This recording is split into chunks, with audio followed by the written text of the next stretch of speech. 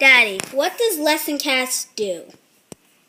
Elijah, Lessoncast helps universities and schools design programs to make their teachers more effective. If the teachers are more effective, how does it get the teachers to not give it away to the university or school that the kids they're teaching, but still make it so the kids understand it and it's not too hard or easy? How does it balance things? Well, so what it does is rather than balance things, and when you get to the university level, when people are trying to be teachers, you really want it to be hard because when you're in second grade, like you want everybody to be able to do the work in second grade, right? Mm-hmm. So you don't want to ever teach a lesson that's too hard for some second graders, right? Yes, but when you're learning to be a teacher, or in most professions, sometimes the work's going to be too hard for some people. And that's okay because you don't want everybody to be a teacher. Not everybody can do it because you don't want just anybody to be up there and teach the kids if they're really bad, because then the kids don't get to do second grade over. So what you really want to do is you want to make it pretty hard, pretty challenging, but you want to be able to know before the person goes to teach, is this person going to be a good teacher? That's the hard part. So they were reading a book, they were studying stuff in school, and then when they're ready to get out of school, you're like, well, how do I know that you're going to be a good teacher? How do you prepare somebody to be a good teacher? There you go. So you have to teach them there's two things you really have to know really well, right? One of them is content, right? So like if you're going to teach somebody math, you have to be good at math, right? You have to know what 10 plus 10 is in order to know whether someone else got it right, right? That's called content knowledge. There's another thing called pedagogy, right? And pedagogy is sort of the science of how people think. So how do I teach someone how to multiply? Well, I have to know that how they think, and that if they know addition, then I can teach them, oh, multiplication is just addition multiple times. Or here's another way to be able to think about it. Multiplication is so there's 3 or 4 different ways that you might be able to explain something to somebody, and that's pedagogy. So pedagogy is understanding what it takes to get someone to remember something and to know it and to be able to use it, and what are the best techniques to get people to learn and understand. So it's not enough that I'm just really good at math. It's like if you need to be able to teach somebody. If you went and played basketball with Michael Jordan, he might be the greatest basketball player in the world, or LeBron James for you. So if you went to play basketball with LeBron James, he might be the greatest basketball player in the world. It doesn't mean that he's a good teacher. Sure. And so you might spend all day playing with him, but you won't learn anything. You might learn a little bit just by watching him. But you might learn from a coach who's not as good as LeBron James, who's nowhere near as good as LeBron James. LeBron James would crush him, but the coach is a really good coach, and he's really good at helping you learn.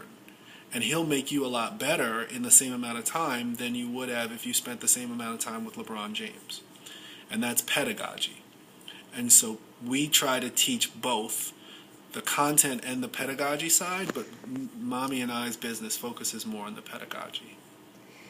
So how do you get other people to have more, to get people to be able to explain something? How do you teach them to explain something? Well, that's exactly what Lessoncast is. I'm glad you asked that, son. So really the only way to learn how to explain something is just to practice. Is just to say, I would like you to explain to me how you're going to teach this group of second graders to multiply. And they'll say, great, I'm going to start with this lesson here, and I'm going to give them some blocks. and I'm going to ask them to put those blocks into groups, and I'm going to ask them a couple of questions about those blocks. How many red blocks are there? How many blue blocks are there? And we're going to work on patterns first, and then as we develop patterns, I'm going to start asking them about parts of the pattern that are too far for them to just count. So I'm going to start asking them, what's the 15th element in the pattern? What's the 35th element in the pattern? And pretty soon it's going to be too hard for them to count on their fingers, and we're going to start developing some techniques, and eventually kids are going to learn the concepts behind multiplication, right? So that's an explanation. There's going to be follow-up lessons to that, etc. But as the teacher explains that to me, then all of a sudden I know I can now evaluate their approach. I can say, oh, that's really good. I like how you're doing that. Make sure you emphasize this. Or, hey, one way that kids might have a misconception or might get confused is when you do this part of it right here, when you go from this pattern to the 35th element in the pattern. So make sure that you look out for kids who make this kind of mistake, because that's a problem right then. So it helps me correct the teacher and their ability to implement the lesson, to teach well, before they actually go and teach. So normally I would have had to have gone and watched them teach, and then I can give them some coaching after the class and say, oh, you didn't do this, or maybe you could have done this well, or I noticed this kid didn't understand. And that's still very good, but you want to do as much as that as possible before they actually get into the room with the kids, because the kids don't get to do that day over. If you had a bad teacher and the teacher didn't explain it so that you don't understand it, you just wasted a day of school, or maybe a year of school, or maybe a couple months of school. And we don't want kids to ever have to waste their time in school, because that's really precious. And we want you to all stay on track, and that's what good teachers are for. So the more that we can make teachers better before they go and teach, the better teachers we're going to have overall. How do you get the teachers to act like there are children there? Well, we don't. There are ways that people have used to get teachers to act like there are teachers there, but that's not what our business does. So there's like these kids who are programs on the computer, and they like look at you and then they fall asleep and they do stuff, and that's weird. And there's a use for that. Ours doesn't do that. What ours does is it says, you're a teacher, explain to another teacher what you're going to do. And the big difference in explaining to another teacher what you're going to do versus pretending there's kids in front of you is that you can do it a lot quicker. You can fast forward through a lot of stuff, so you don't have to give all the instructions that you would give to a second grader and stuff like that. But you can say, I'm going to use this technique. So when grown-ups talk, they use technical words for the things that they're going to do, and they explain the techniques that they're going to use. And by using those technical words and by talking to another teacher, you can understand whether or not they really understand what they're going to do. Just like if I ask somebody to teach a bunch of second graders multiplication, or let's go back to the LeBron James example. If I ask LeBron James to teach you how to shoot a free throw, he's going to be like, oh, that's no problem. Let me go up. You go up to the line, you square your feet, you shoot a free throw, it goes in. You do it 10,000 times a day, all your free throws should go in, right? Where the really good coach is going to say, okay, well, the first thing I'm going to do is teach him how to square himself up to the basket, and so they use different vocabulary because they know that there are certain things that someone has to know in order to be a good free throw shooter. You have to have your shoulders square. You have to have lift from your knees. You have to have an extension of your elbow, and you have to follow through on the shot. And you're going to have 4 different activities that focus on each one of those skills, right? So just by having them explain that to me, I get a good feeling of how much they understand the learning process and can what's called scaffold it, which is break it into chunks. And the better they are at explaining that to me, there's research that says if you're really good at explaining what you're going to do to another teacher, then you're going to be really good at actually doing it in the classroom because you know the steps to get somebody there. how do you get the kids from, being bored in class? Because if you're just saying you do this, you do this, you do this, how are you going to get them from getting bored?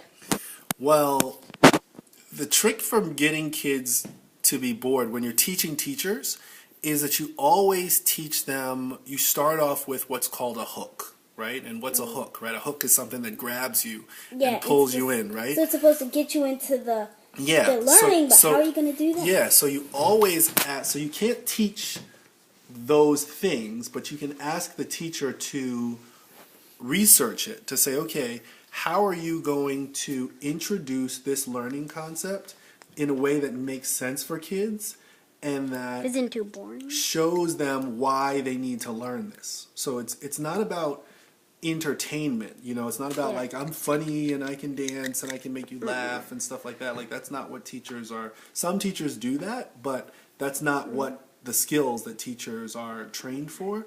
What teachers are trained to do and how people learn actually is that if I give you something that you want to do, a real life problem, and you don't know how to do it or you can't do it well, and then I explain to you that the reason you can't do it well is because you don't have this skill, and all of a sudden you're like, oh man, I really need to learn this skill. That's where it's called opening up a knowledge gap. It's when people know that they don't know something, and they know that if they did know something, they could use it for something.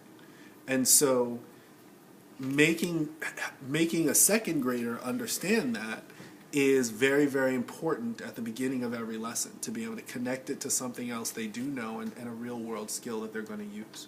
Because that makes everybody bored to learn something and for you to say, when am I ever going to actually use something like this? So when you're teaching people how to learn, and why wouldn't everybody just choose the college if they didn't need everybody to be on the same pace? If they didn't have to get the really, really good to the same as the okay. Okay, let me see if I understand the question right. Are you asking me... So why doesn't every teacher go to the college, to the universities, if they just don't need to get everybody to be the same? Well, all teachers have to go to a university. So there are rules that say these are the things that you have to do in order to be a teacher. Now, they don't have to go to the same university, so they all go to different... Why you turn that sideways? It's going to be weird. The video is going to be messed up. They don't all go to the same school, and different schools have different what's called philosophies. So they say our school is about producing teachers who, are really good at connecting to kids emotionally, and they're going to be great coaches for kids and guides for them. And there's other ones who are like, our teachers are going to be really good at teaching kids from different types of backgrounds. And we're going to be really good at changing our lesson based on what these different kids' needs and doing what I said before, which is making the lessons relevant to these kids' everyday lives. Right? So there's different schools that emphasize different things, and they say, our teachers do this, our teachers do that.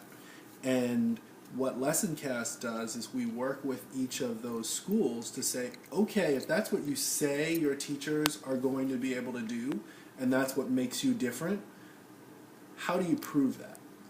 How do you show that these are my teachers and this is what they can do, and I have proof that they do it well in the classroom and that makes a difference for how well students learn?